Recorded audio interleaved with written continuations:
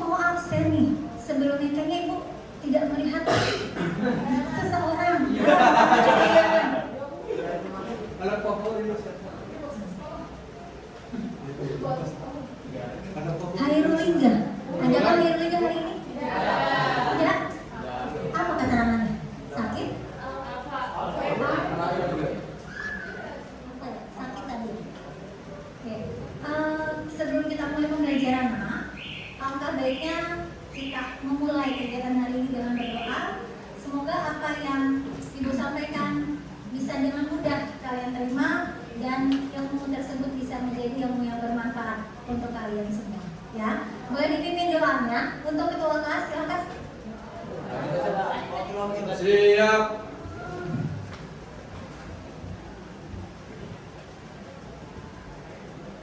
Berdoa.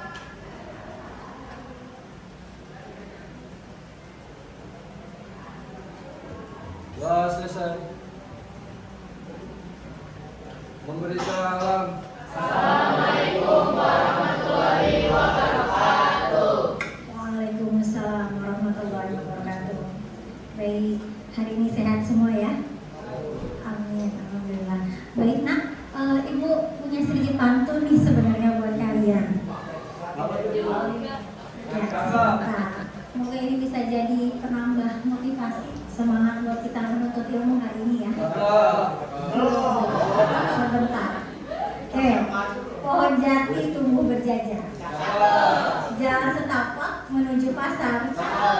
Lebih baik susah di waktu belajar daripada susah nanti di waktu besar. Jadi, ya itu sedikit pantun dari Ibu. Semoga bisa menambah semangat kalian untuk pembelajaran kita hari ini. Karena Ibu sedikit ngutip dari quotes juga dari nggak salah dari Ali bin Abi Thalib, di mana mengatakan bahwa ketika kalian menuntut ilmu, ya memang harus berpandang terlebih dahulu. Jadi kalau kalian sekarang di situasi kalian sedang menuntut ilmu, jangan merasa sulit sendiri, jangan merasa susah. Semua dimanapun belahan dunia manapun, ketika dia sedang di posisi sebagai penuntut ilmu pasti akan merasakan hal yang sama. Tapi tenang, ilmu itu nanti yang akan kelak membawa kalian ke derajat yang lebih tinggi. Amin amin ya Allah ya Rabbal alamin. Sedikit kalimat motivasi dari Ibu.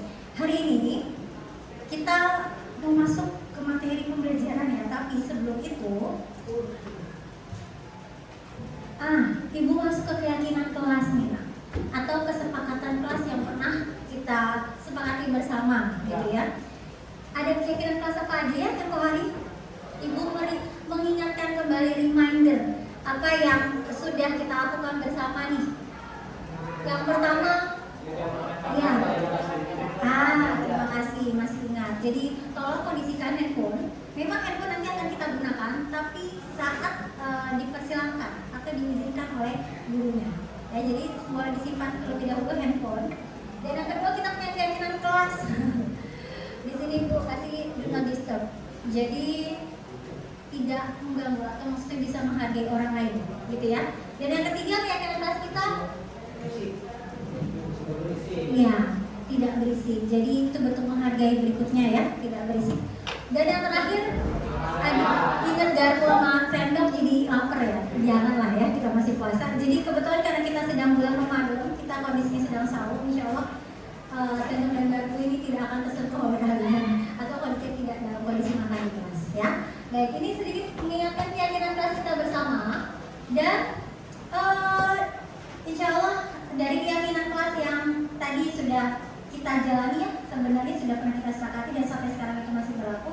Insya Allah itu akan menjadi kedisiplinan yang akan menciptakan kondisivitas di kelas kita untuk belajar sampai 1 jam pelajaran hari ini dengan dulu dan seterusnya tentunya.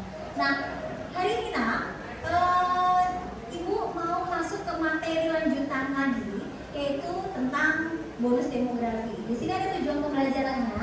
Nanti kita akan secara berkelompok ya melakukan diskusi kalian tentang menganalisis bonus demografi dan dampaknya terhadap pembangunan. Jadi dari materi antropos kayak kemarin kita sudah membahas perhitungan kelahiran, perhitungan kematian gitu ya. Sekarang kita masuk ke materi yang baru yaitu bonus demografi. Bonus demografi itu apa sih? Nanti kita lihat bersama. Nah, sebelum masuk ke bonus demografinya, Ibu mau ngajak kalian nih, kita rehat sejenak gitu ya.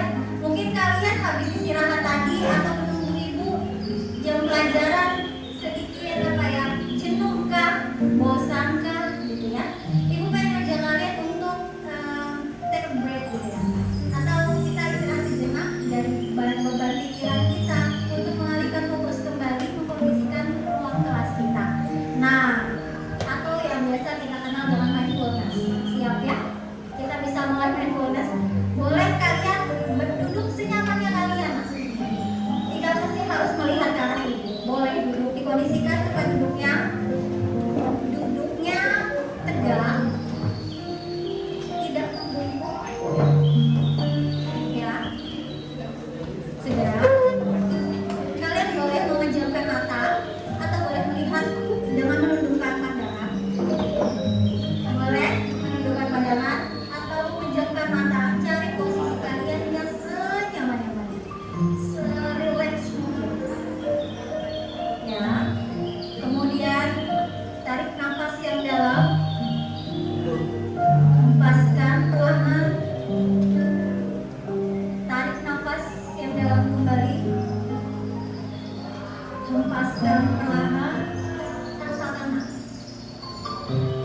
Rasakan kursi yang menopang tubuh kalian. Tarik nafas lagi yang dalam, hempaskan perlahan.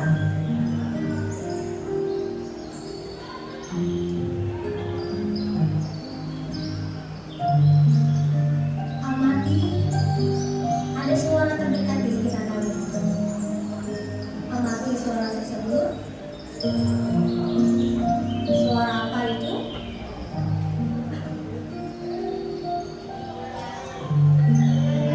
Amati kembali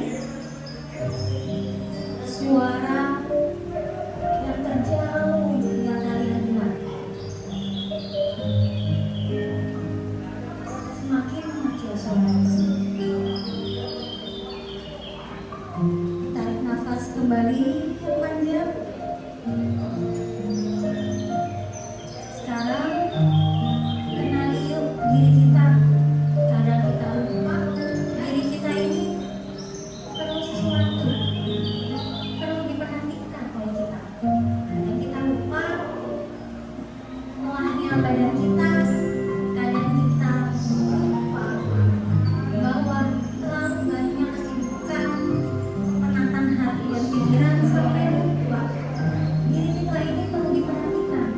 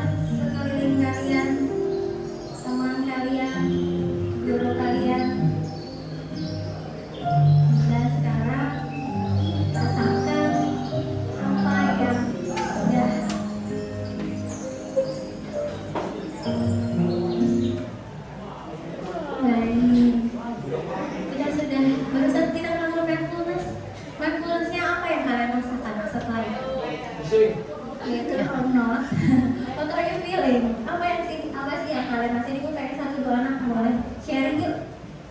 Apa sih yang kalian rasain setelah kita ngelakuin mindfulness? Ada hasilnya nggak sih? Atau ternyata ibu sama aja tuh nggak better gitu ya? Ada? Siapa yang mau coba sharing gitu?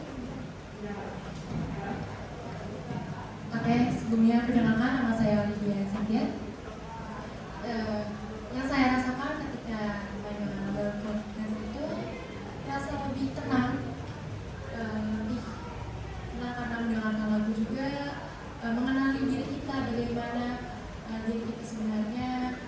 Kira tuh pokoknya tenang, jadi kita bisa melihat sejauh apa sih kita berprogres, sejauh apa sih kita mengenali diri kita, sejauh apa sih kita bisa menghargai diri kita. Gitu sih. Ya, terima kasih. Bagus banget, terima kasih dia. Bagus banget nih tadi. Bagaimana kita bisa menghargai diri kita, mengenali diri kita gitu ya. Dan gue harap dari sesi mindfulness tadi kalian bisa lebih menghargai diri. Karena bagaimanapun kalian tanpa diri kalian tidak bisa berbuat apa-apa gitu. Kalau Tuhan sudah pasti ya, kita tanpa Tuhan apalah kita gitu. Tapi kadang kita suka lupa bahwa diri kita sendiri ini perlu disayang. Ya kita nggak usah ngeliat orang lain dulu, kita sendiri harus bisa menyayangi, menghargai diri kita gitu. Dan dari situ insya Allah apa potensi yang ada dalam diri kalian bisa kalian tumbuh kembangkan dengan baik gitu ya. Dan satu dari Ibu Lydia, jika Ibu minta kamu untuk mengucapkan rasa terima kasih 3 orang terdekat atau 3 orang yang menurut kamu paling berperan, paling kamu sayang, boleh teman, boleh siapapun, siapa? Yang pertama tentunya orang tua ya, orang tua keluarga besar juga yang udah support sejauh ini. Ada juga sahabat di Bekasi, sahabat ya, teman SMP, teman kecil juga yang udah mendorong motivasi sejauh ini. Dan ada seseorang juga yang menjadi motivasi untuk terus bergerak. Kita tahu lah ya seseorangnya. Jadi 3 orang tadi, kalau Lydia boleh minta satu lagi, ada yang mau nyoba?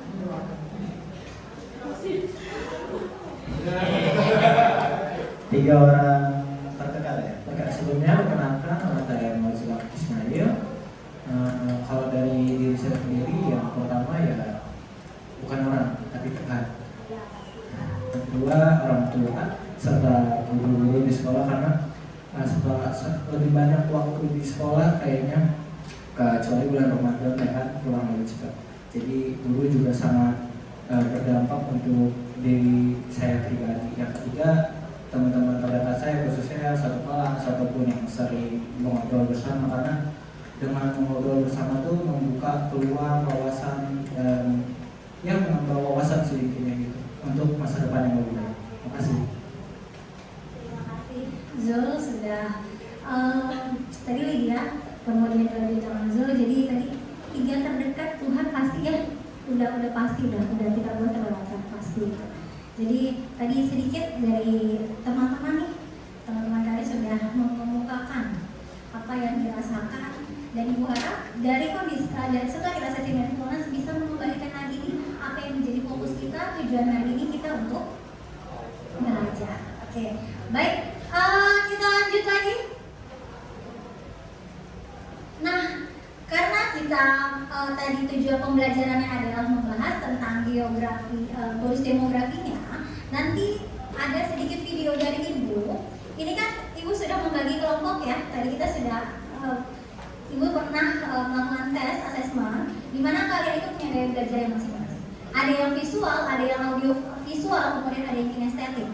Nanti dari gaya belajarnya kalian itu kalian boleh menyesuaikan. Ibu punya infografis jika kalian gaya belajarnya visual, kalian boleh melihat apa yang materi tersebut sehingga kalian bisa memahami dengan baik. Dan yang kedua, jika kalian audio visual, Ibu punya tayangan YouTube, kita membahas bonus demografi ya, kedua video dan infografis tersebut membahas itu.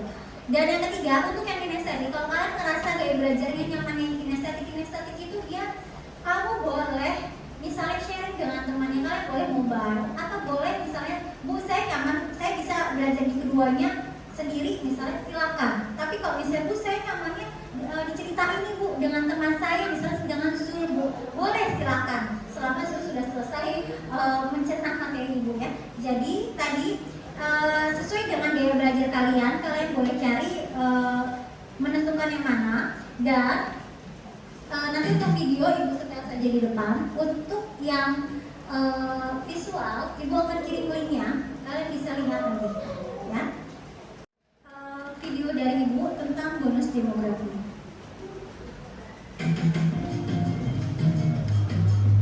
Pada tahun 2050, Indonesia diproyeksikan menjadi kekuatan ekonomi nomor 4 dunia setelah Tiongkok, India, dan Amerika Serikat.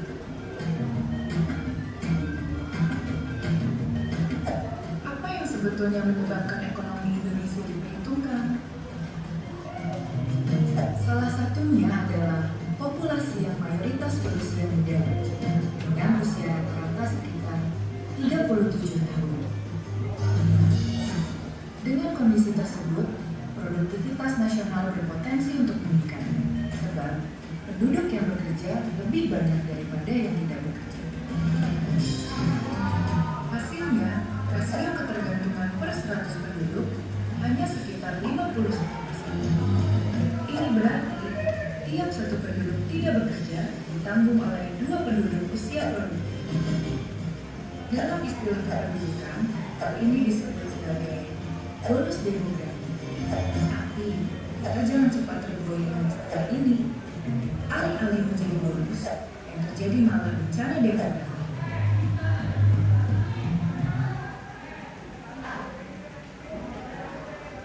Coba disimak ya.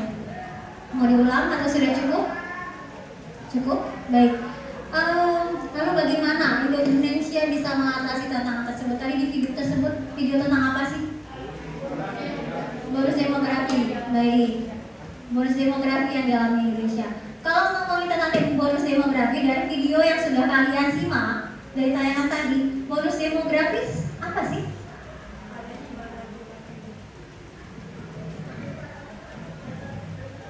Oke, bonus demografi itu adalah keadaan di mana jumlah usia produktif jauh lebih banyak dibandingkan usia non produktif. Kalau menurut Lydia tadi jumlah usia produktifnya lebih banyak dibandingkan usia yang benar nggak sih? Benar nggak? Benar sih? Benar. Benar ya? Benar gimana tadi? Produktifnya karena lebih banyak, terus usia non produktifnya menurun. Penguatan dari Zulfa benar. Jadi bonus demografi penekanannya kalau berdasarkan cuplikan video tadi itu adalah di mana jumlah penduduk usia mudanya lebih banyak dibandingkan usia yang tidak muda atau usia produktifnya lebih banyak. Usia produktif masih ingat ya? Usia berapa? 15 sampai 64 tahun. Jadi usia 15 sampai 64 tahun kalian ini berarti masuk usia produktif tidak? Iya. Nah, sekarang Ibu ada pertanyaan kedua. Tadi bonus demografi kalian sudah pahami sama-sama.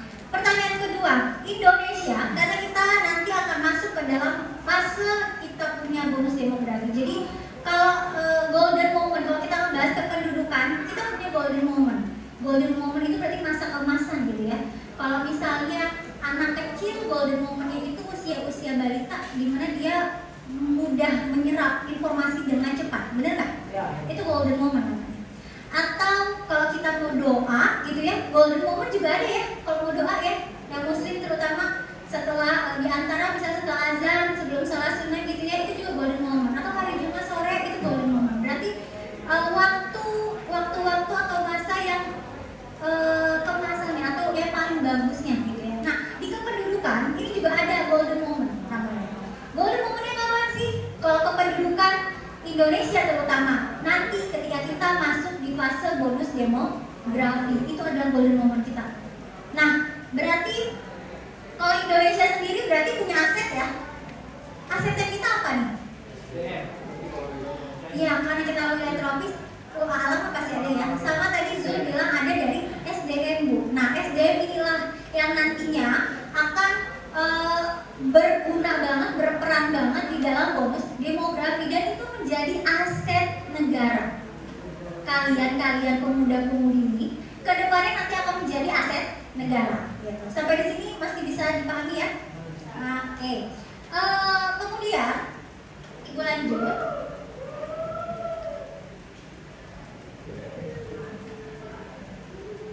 Tadi kalian sudah simak bersama cuplikan video dari Ibu. Sekarang Ibu ingin kalian bentuk kelompok.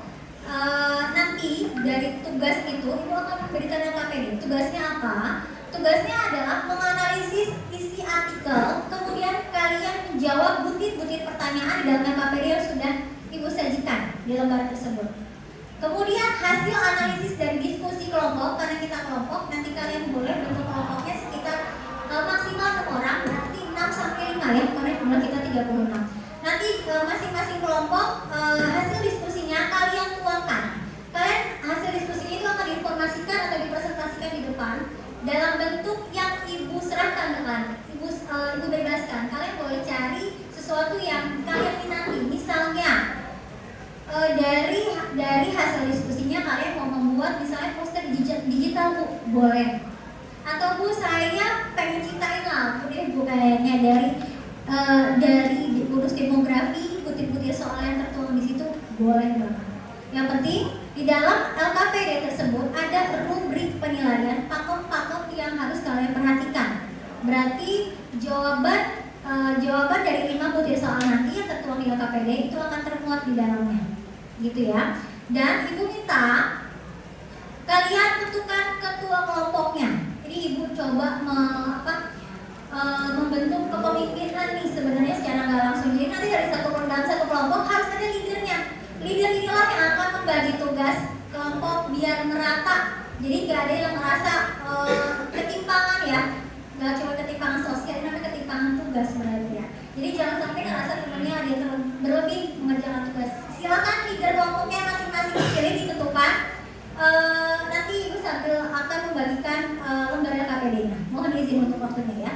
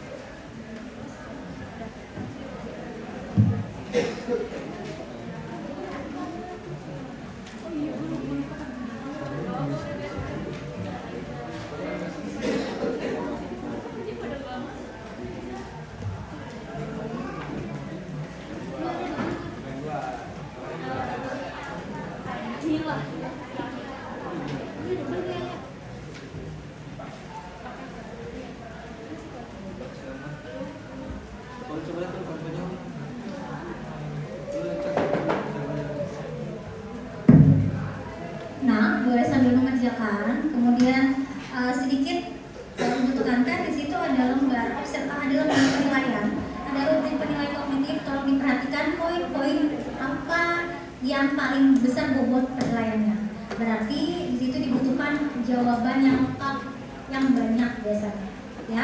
Kemudian di situ juga ada penilaian proses keaktifan kalian, kemudian saling menghargai pendapat orang lain, keaktifan dalam mengumpulkan ide, gagasan, silakan. Dan kemudian di situ juga ada penilaian proses berikutnya, yaitu kalian ketika nanti presentasi harus bisa memaparkan secara jelas, kemudian sistematis ketika presentasi dibuka. Ya, jadi dipersiapkan dengan matang, sajikan di media yang menurut kalian minati. Ya. Baik, itu saja. Silakan cari referensi terkait yang mampu mendukung untuk pemecahan masalah dalam artikel yang sudah Ibu sajikan. Silakan. Untuk akses handphone dipersilakan.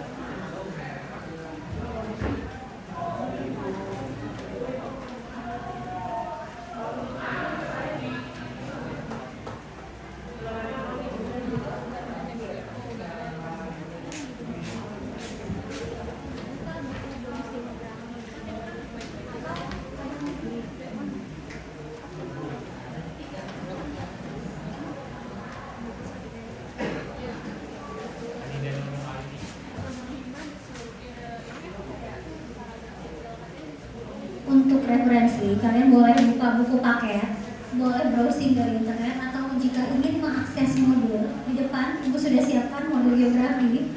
Kalian tinggal scan barcode, di bawahnya ada QR barcode-nya. Kalian scan barcode tersebut, nanti akan kalian bisa buka di gadgetnya masing-masing. Ya, sekali lagi boleh cari di internet sumbernya, kemudian bisa di YouTube, bisa di buku paket, dan di depan Ibu siapkan modul ajar Ibu yang bikin sendiri, ada QR barcode-nya. Silahkan diakses untuk menambah referensi kalian.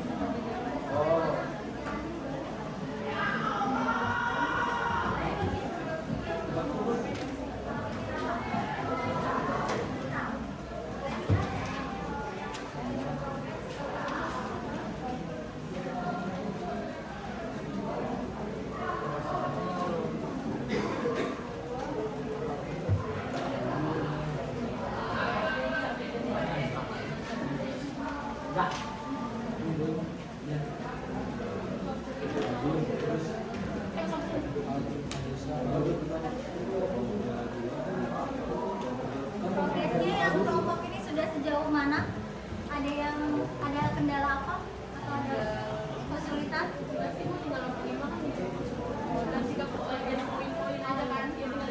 Nomor 5 ya tadi ya, katanya ada sedikit revisi tadi. Nomor 5 itu kalian uraikan karena dia minta ada 2 hal. Hal apa yang bisa Indonesia implementasikan kan? Hal baik apa? Kalau di kalian ini tentang Korea Selatan, berarti hal baik apa yang bisa diimplementasikan dari kesuksesan bonus demografi di Korea Selatan? Poinnya aja. Terus nanti ada lagi yang keduanya itu adalah bagaimana upaya pemerintah. Jadi upaya pemerintah adalah dari melakukan apa aja.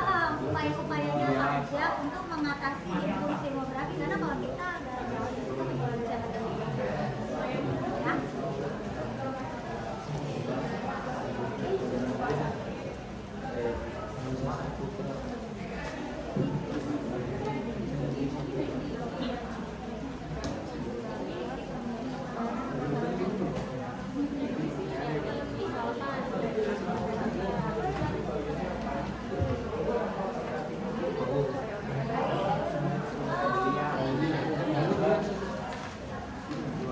Masih ada yang belum selesai? Apa sudah cukup waktu yang diberikan? Butuh waktu berapa menit lagi? 5 cukup? Kelompok 1 5 menit cukup? 5 menit lagi? Cukup? Kelompok 2 5 menit lagi cukup ya? Kelompok 4 ya cukup? 5 menit lagi? Belum? Belum 10 menit? 10 menit? Oke, kita sepakati ya. 10 menit lagi ya. Habis ini kalian akan mempresentasikan hasil diskusi kelompoknya di depan.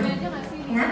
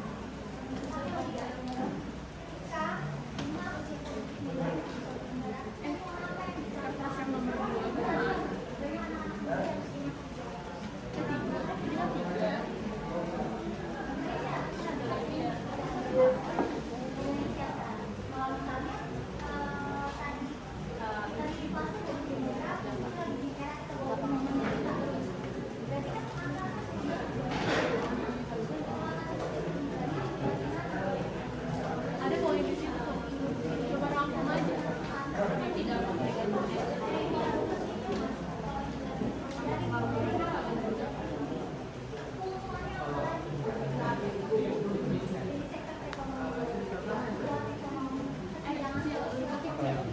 di PPD membantu lulusan perguruan tinggi mendapatkan kerjaan melalui program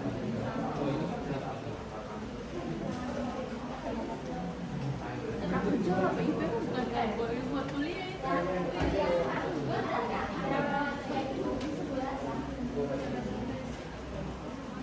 Iya bisa buat dapat kerja. Itu dapat PIP itu tuh apa? Iya.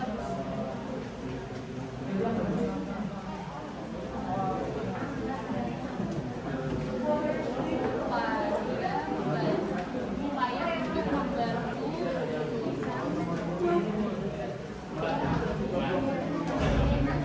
membantu pernikahnya mau memakan atau enggak?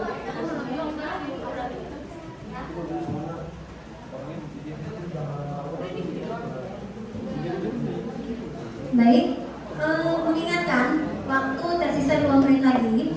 Silakan hasil kerja kelompok kalian boleh di-share via WA ke Ibu. Nanti Ibu akan tampilkan di slide di LCD depan.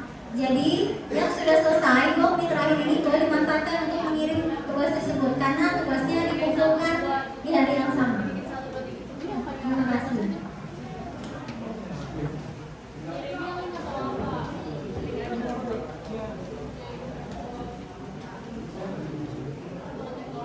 Waktu 2 menit sudah habis. Nah, sekarang kita masuk ke sesi presentasi, ya. Tapi sebelum mulai, Ibu harap dari sesi kita presentasi ini kalian bisa saling menghargai pendapat orang lain karena nanti jika ada pertanyaan dari teman-temannya, Ibu buka sesi tanya jawab.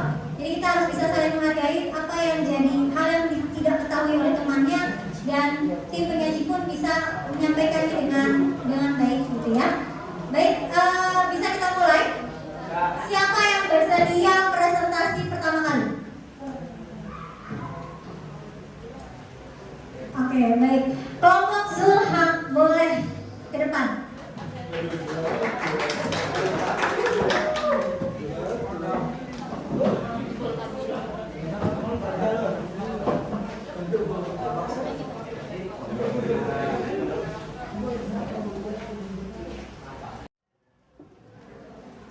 Assalamualaikum warahmatullahi wabarakatuh. Kami dari kelompok 2, di sini kami akan membahas tentang bonus demografi. Kebetulan kami mendapatkan materi atau uraian itu dari pelajaran bonus demografi dari Brazil dan Afrika Selatan. Sebelumnya, perkenalkan, nama saya Muhammad Ismail. Nama saya Wali Nabila. Nama saya Chandra Ramadan. Nama saya Nisa Nurul. Nama saya Dian Titi Ramadan. Nama saya Aditya Putra. Oke. Untuk pertama-tama, mari kita bahas yaitu pengertian dari bonus demografi itu sendiri.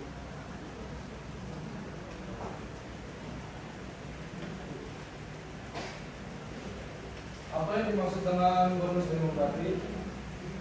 Bonus demografi adalah masa di mana penduduk usia produktif atau usia 15 sampai 24 tahun akan lebih besar dibanding usia non produktif atau usia 25 tahun ke atas dengan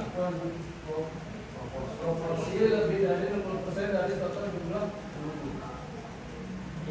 secara ringkasnya usia penduduk yang bekerja lebih banyak daripada yang sudah tidak bekerja atau belum bekerja sama sekali.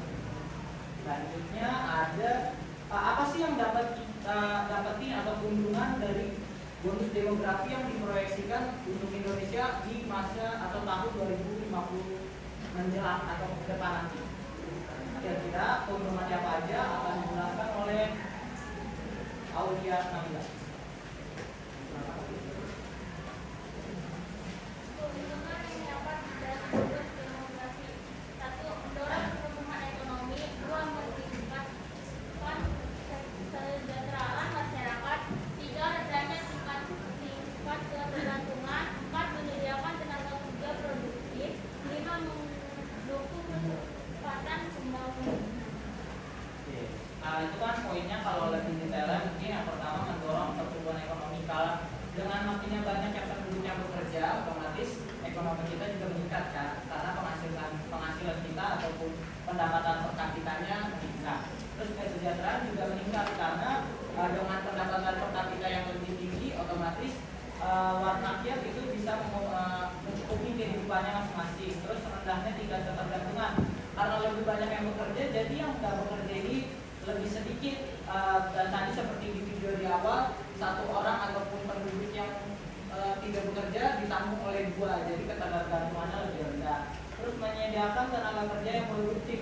Maksudnya produktif di sini apa? Dengan banyaknya tenaga kerja yang ada dengan bonus demografi ini, otomatis kita bisa membuat sektor-sektor khusus, misalnya apa sektor bidang apa yang masih kurang. Misalnya di Indonesia sektor teknologinya masih kurang, bisa ditambahkan di situ jadi lebih produktif. Dan yang terakhir mendukung percepatan pembangunan.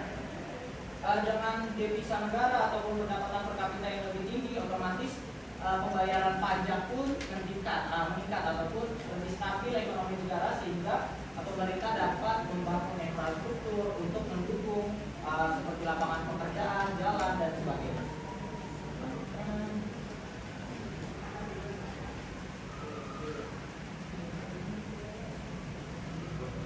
Adalah tantangan.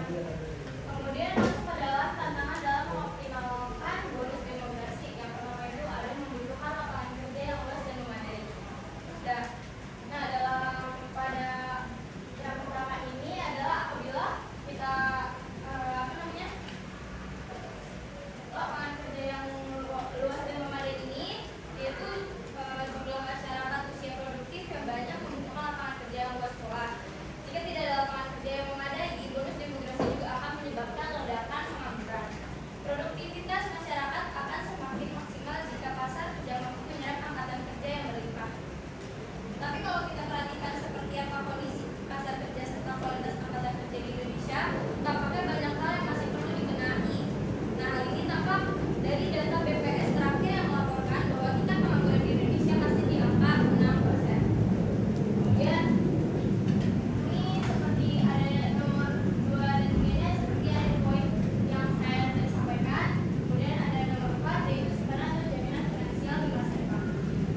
Nah, tantangan lain yang perlu disorot itu adalah simpanan atau jaminan finansial di masa depan. Itu hal ini ditujukan untuk mengantisipasi pembesaran porsi penduduk usia tua dan memastikan mereka untuk memperoleh perlindungan secara finansial. Yaitu selanjutnya ada membangun sumber daya manusia dengan meningkatkan akses pendidikan, yaitu seperti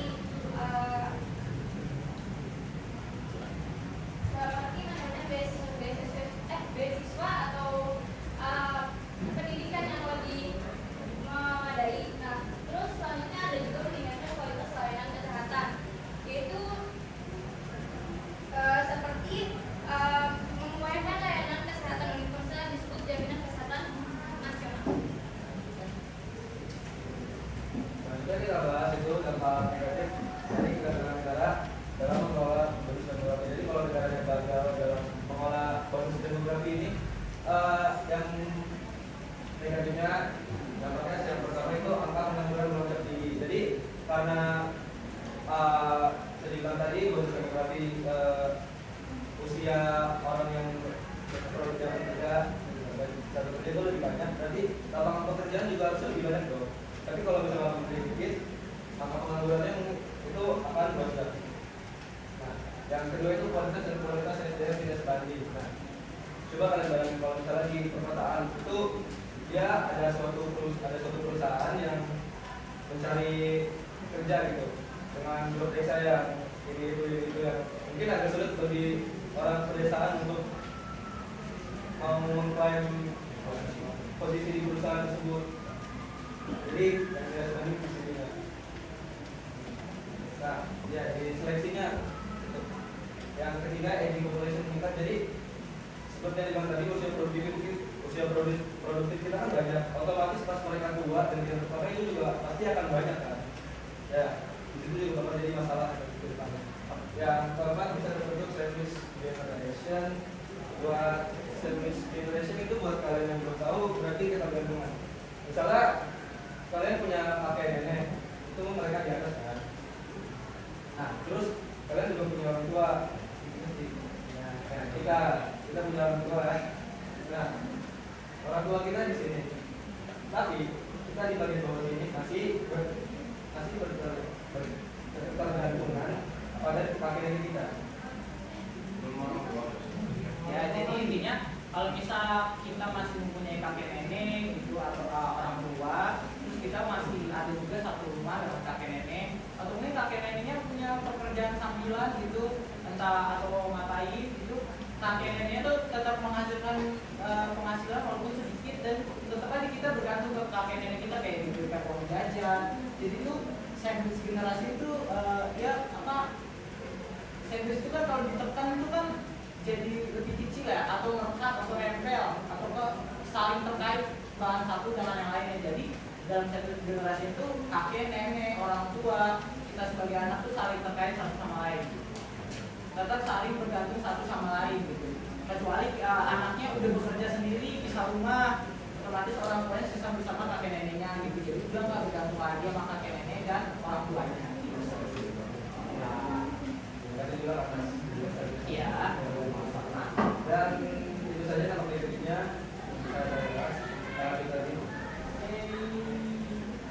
Yang terakhir kebetulan kelompok 2 ini ke bagian materi bonus demografi dari Brazil dan Afrika Selatan.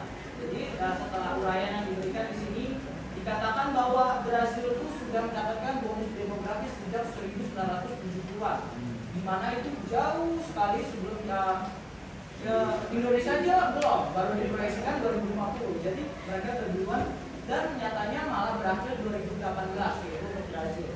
Karena Brazil ini dianggap gagal.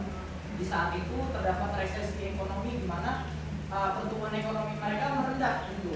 Tetapi pemerintahnya ini lebih memprioritaskan kepada jaminan sosial, sedangkan di sana itu bonus demografi kan sedang berlangsung, otomatis penduduk yang harusnya bekerja tuh banyak juga kan. Nah, karena pemerintahnya ini lebih fokusin untuk yang orang-orang yang lebih tua atau yang sudah di luar kerja, jaminan sosial konteksnya di sini. Jadi mereka nggak fokus sama lapangan pekerjaan.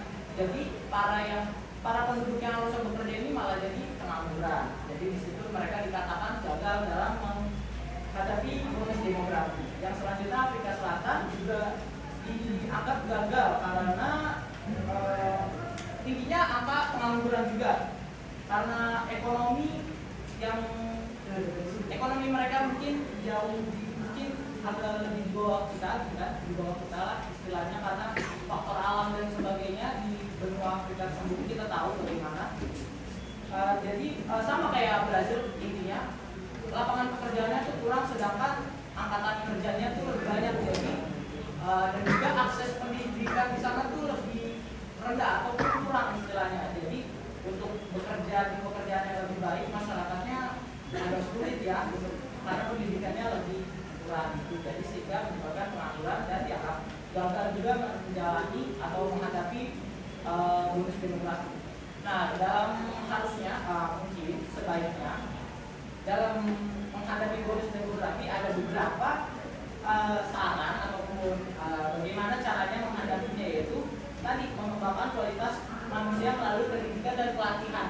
Seperti yang kita tahu, akses pendidikan di Indonesia aja khususnya di pelosok sendiri itu masih kurang ya, entah itu infrastrukturnya ataupun SDM-nya untuk gurunya di pelosok, dan kita harus mengembangkan di situ. Karena pemerintah sendiri juga sudah mengalokasikan dananya berapa tahun kebelakangan ini fokusnya untuk pendidikan, karena kita menuju generasi 4.0 bahkan atau 5.0 gitu ke depan untuk teknologi ataupun perkembangan ilmu yang lebih tinggi lagi gitu. Jadi itu harus ditekankan khususnya untuk di Indonesia sendiri dan seperti Brazil dan Afrika Selatan tadi. Kedua, memperluas pasar tenaga kerja, maksudnya di sini tuh menambah lapangan pekerjaan atau membuka lapangan pekerjaan baru.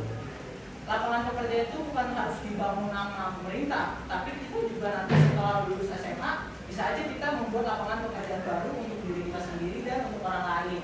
Misalnya membuat startup ataupun komunitas, berawal dari komunitas misalnya yang sepemahaman ataupun yang memiliki passion yang sama, tujuan yang sama, kita mau bisa membuat lapangan pekerjaan yang baru. Mengelola pertumbuhan populasi di sini Indonesia sudah menjalankan program KB, keluarga berencana, 2 anak saja cukup. Di sini untuk mengelola pertumbuhan populasi. Karena kalau makin banyak populasinya meningkat berlebihan juga agak baik, gitu kan? Semakin banyak yang meningkat akan menyebabkan angka ketergantungan semakin tinggi. Terus yang terakhir, meningkatkan tingkat kesehatan penduduk. Nah, ini tuh yang paling penting, khususnya Indonesia juga selain pendidikan yang paling utama dan kesehatan, khususnya di pelosok, karena tadi infrastruktur kita belum cukup merata untuk yang di pelosok. Dengan kesehatan yang baik dari segi infrastruktur, SDM, dokter dan sebagainya, harusnya angka harapan orang-orang itu semakin tinggi. Jadi mereka ya intinya kesehatan itu paling utama ya. Kalau kita nggak sehat, kita nggak bisa ngapa-ngapain. Kami, wassalamualaikum warahmatullahi wabarakatuh. Kita mulai sekali lagi kasih aplaus yang meriah untuk terima kasih atas presentasinya. Boleh kembali ke tempat duduknya. Baik, tadi kita sudah simak bersama ya. Di sini Ibu mau memberikan penguatan materi dari bonus demografi tadi. Kita sudah siap bersama dan kalian pun sama sudah mencari ya jawaban terbaik dari pertanyaan-pertanyaan KKPD yang sudah Ibu siapkan tadi.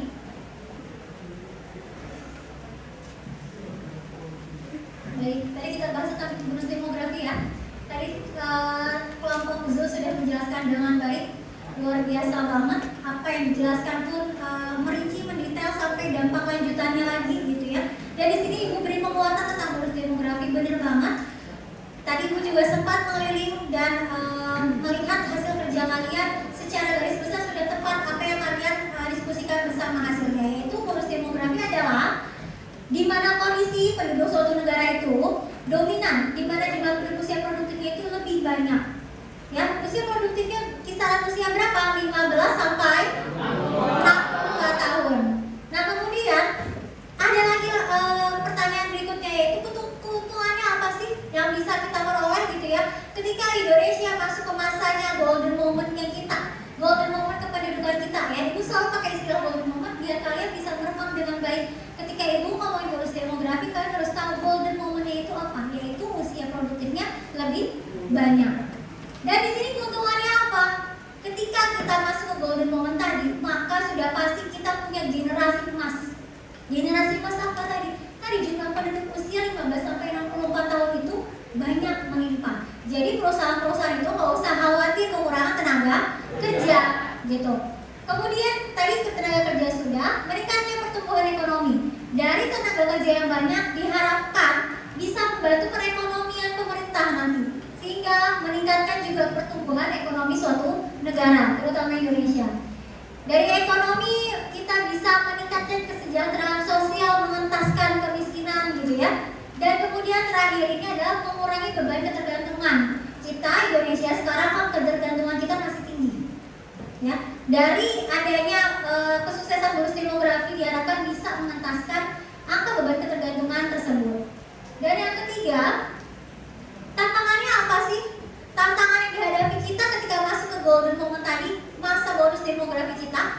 Tantangan yang pertama, bisa nggak sih pemerintah itu menyiapkan lapangan kerja sesuai dengan kebutuhan kita banyak pencari kerjanya, tapi bisa nggak pemerintah? Makanya ini menjadi sebuah tantangan penyediaan lapangan kerja yang luas dan disesuaikan dengan kebutuhan zaman terutama. Kita sekarang zaman teknologi canggih, ya, e-commerce, kemudian tadi startup berkembang pesat, kemudian tadi itu efek dari perkembangan teknologinya. Dan yang kedua, pemantapan soft skill yang mumpuni di berbagai sektor bidang, harus yang kreatif, harus yang inovatif.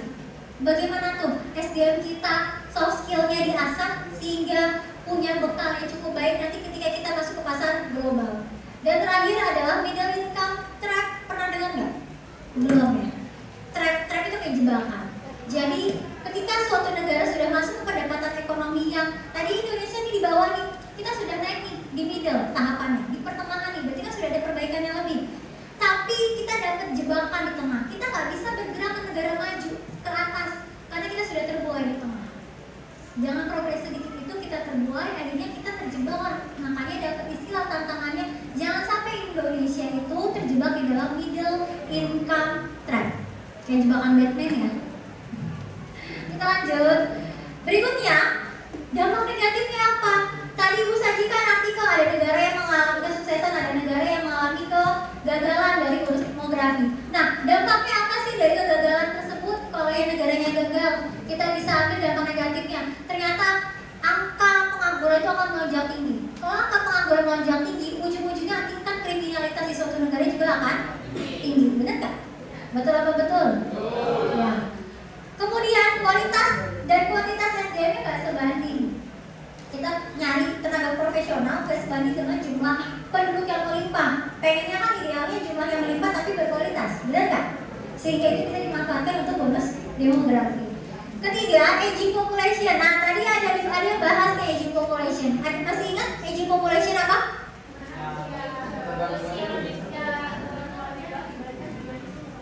Betul. Kalau kita gagal dari bonus demografi, nanti di era setelah bonus demografi itu berakhir, usia tua melimpah. Bayangin beban negara betapa beratnya. Makanya disebut dengan aging population. Bagaimana negara bisa melewati aging population itu? Ada tantangan berikutnya. Kalau kita bonus demografinya gagal. Dan terakhir, terbentuk sandwich generation. Tadi, ini anak-anak muda pasti tahu sandwich generation. Tapi tadi sedikit ada yang sebenarnya sandwich generation itu sebenarnya bukan yang tertuanya yang menanggung bawah. Salah, kurang tepat. Justru anak-anak seperti kalian menanggung beban hidup keluarga. Bisa dipahami nggak? Iya. Jadi sandwich generation sekarang tuh lagi viral banget sandwich generation. Kenapa? Karena anak kaum muda itu mereka punya beban berat di pundaknya. Mereka menanggung orang tua, menanggung adik. Harusnya adik masih bisa jadi tanggungan orang tua dong. Tapi tidak, itu jadi tanggungan dia. Belum lagi kakek nenek yang tinggal di rumah. Jadi makanya itu disebut dengan sandwich generation ya. Benar kata Zul tadi perumpamaannya kayak sandwich. Adanya di lapisan paling dasar, kena tekanan tinggi dari atas. Karena apa? Ada orang tua jadi bebannya dia. Adik-adik, belum lagi kalau kakak bahkan kadang jadi beban loh buat adiknya. Ya, beban dalam arti mungkin belum kuat secara finansial. Gitu ya. Sampai sini bisa dipahami nggak penjelasan Ibu? Bisa. Ada yang mau tanyain nggak? Tidak? Soft skill itu secara spesifik apa ya? Soft skill, bagus nih pertanyaan Arya. Bu, soft skill maksudnya apa sih? Sebenarnya kan keterampilan dasar ya bahasanya gitu. Contoh tadi kalau kalian baca artikel, mencermati isi artikel di negara Jepang, di negara Cina, negara Korea, sekarang mereka kita kenal mereka punya Samsung gitu ya, kayak Korea Selatan punya Samsung. Mereka itu dulunya bukan perusahaan besar seperti sekarang, nah. Mereka home industry. Tahu home industry? Industri rumahan biasa, tapi mereka punya basic soft skill IT yang bagus. Dan pemerintah tahu negaranya itu punya aset.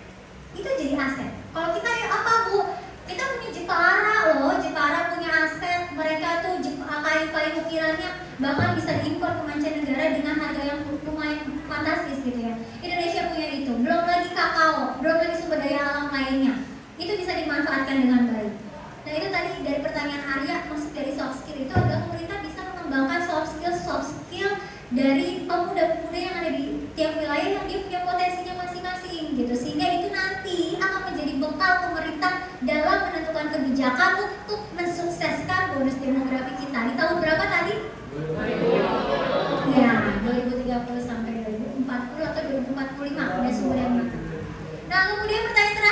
hal baik apa sih yang bisa kita implementasikan dari kegagalan dari Afrika Selatan tadi di Papakan Zul dan Brazil, kemudian ada keunggulan atau kelebihan yang bisa kita adopsi, implementasi untuk negara kita. Kalau dari Korea Selatan dan Cina, dia industrinya dari segi peralatan elektronik, gak cuma handphone, dia ada semuanya.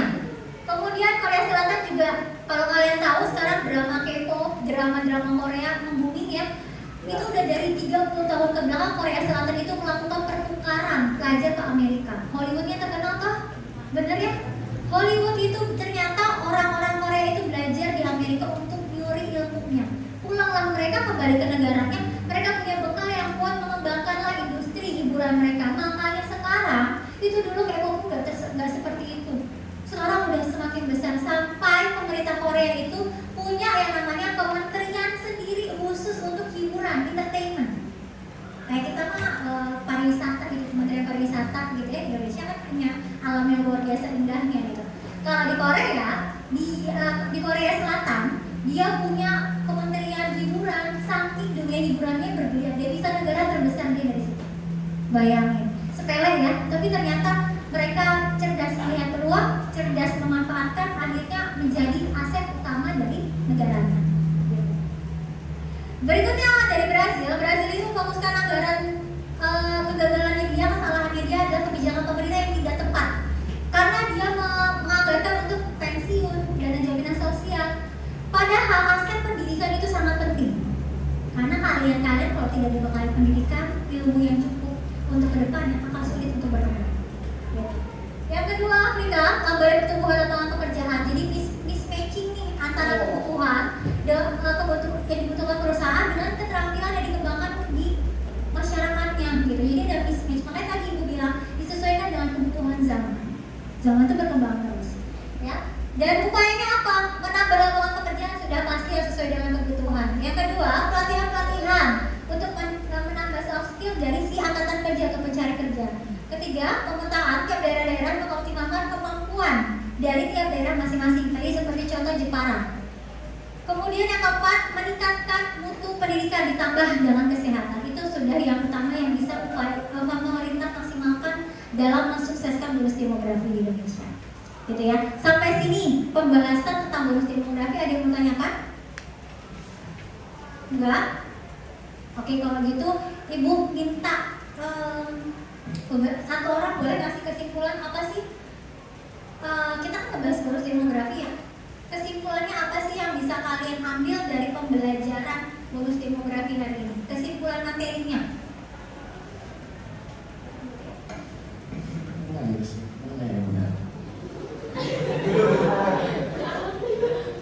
Yang dibahas ini kan tentang bonus demografi. Saya lihatnya sih ini kan dikasih sama pemerintah karena kurikulumnya juga Menteri Pendidikan. Saya kan juga sebagai salah satu dari atau spoiler dikasih oleh pemerintah. Ini yang masa depannya itu jadi begini. Kami emang bekerja juga bersama kalian, tetapi persiapkan diri kalian juga biar bisa menghadapi dengan benar. Dikasih informasinya begini secara sedikit-sedikit melalui pendidikan formal ini kan juga biar dikasih tahu upaya-upaya yang benar gimana. Jadi saya anggap ini bekal ke masa depan gimana kita walaupun jadi generasi yang sekarang ini bisa mengikuti yang tadi kesuksesan negara-negara yang berhasil dalam mengimplementasikannya bonus demografi, mengoptimalkan dengan benar dan menghindari kesalahan dari masa lalu yang misalnya kayak Brazil tadi ya, Afrika Selatan dan sebagainya. Itu aja sih dari saya. Ada yang menambahkan?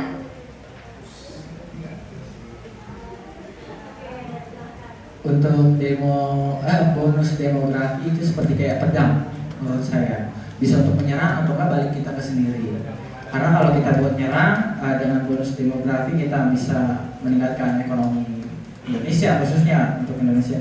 Tapi balik juga bisa nyerang ke kitanya sendiri kalau lapangan pekerjaan kita ataupun fasilitas itu belum memadai. Menurut saya masa golden emas atau masa emas, generasi emas itu harus dimanfaatkan sebaik-baiknya karena itu bisa aja kita jadi negara yang maju, bukan negara berkembang lagi dengan titik mulainya itu dari golden masa generasi emas itu. Jadi menurut saya intinya bonus demografi itu kayak pedang, bisa nyerang buat orang lain ataupun di luar ataupun balik lagi ke kita. Itu. Terima kasih. Senang ibu dengan istilah pedang ya. Pedang itu ya benar bisa membantu kita menghalau segala tantangan di luar, tapi ternyata bisa juga menusuk kita, melukai diri kita sendiri ibaratnya gitu ya. Seperti bonus demografi tadi dari 2 artikel yang sudah disajikan. Nah, pertanyaan berikutnya. Ibu mau merefleksikan dari kegiatan hari ini. Tadi kita di awal sudah sempat mindfulness gitu ya. Kemudian ibu sempat menyajikan sebuah tayangan video. Kemudian ada tadi yang visualnya ada infografis. Kemudian kita masuk ke pembagian tugas kelompok sesuai dengan gaya minat belajar kalian masing-masing. Dan outputnya pun disesuaikan dengan minatnya kalian. Kebetulan hari ini apa yang ditampilkan itu hampir tadi ada beberapa yang poster digital gitu ya, kemudian ada PowerPoint tadi ibu lihat. Dari kegiatan hari ini yang ibu mau refleksikan, hal menarik apa yang kalian rasakan gitu. Bu, bagian ini saya senang bu, atau bu bagian ini kurang, boleh ditambah ini enggak, misalnya seperti itu. Atau ada hal lain, silakan. Siapa yang mau menyampaikan gagasannya?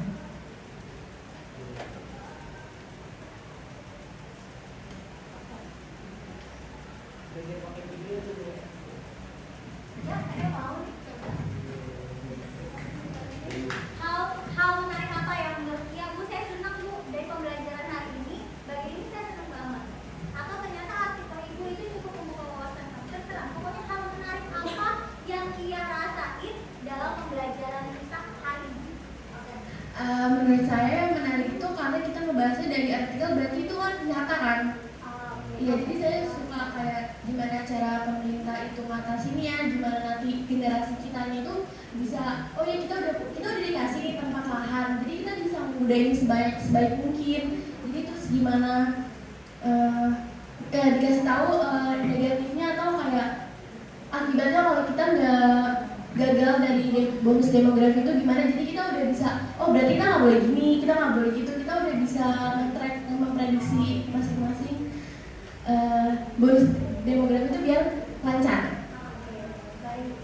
Kalau ibu tangkap berarti secara kontekstual kalian belajar dari kehidupan nyatanya lah, berarti gitu ya, dari kejadian-kejadian real yang ada di dunia, karena kita bonus demografi itu kan per negara biasanya. Baik, kayaknya pembelajaran hari ini ibu rasa cukup sekian. Untuk materi lanjutan, jangan lupa kita masih masuk antroposfer, yaitu tentang migrasi. Nanti kalian boleh persiapkan materinya dengan baik. Dan ibu mau mengucapkan terima kasih yang sebesar-besarnya untuk anak-anak hebat ibu hari ini. Sudah luar biasa banget bisa bekerja sama dengan baik dalam kelompoknya. Kemudian bisa mengemukakan apa yang menjadi kendala kalian kepada ibu dalam proses pembelajaran. Kemudian tadi juga dengan senang hati langsung bersedia presentasi di depan itu, walaupun ibu tahu tadi ada 2 kelompok lagi mau bersedia presentasi ke depan gitu, karena kita keterbatasan waktu. Insya Allah di pertemuan berikutnya bisa kita lanjutkan lagi ya. Baik, untuk mengakhiri kegiatan hari ini, boleh nanti kalian LKPD-nya akan dikumpulkan, akan ibu nilai ya, jangan lupa dikumpulkan. Dan untuk mengakhiri pembelajaran hari ini kita tutup dengan doa. Boleh dipimpin kembali doa dari ketua kelas. Siap.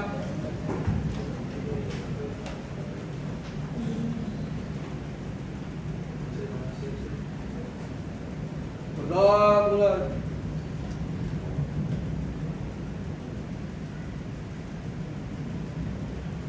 Doa selesai. Memberi salam. Waalaikumsalam warahmatullahi wabarakatuh.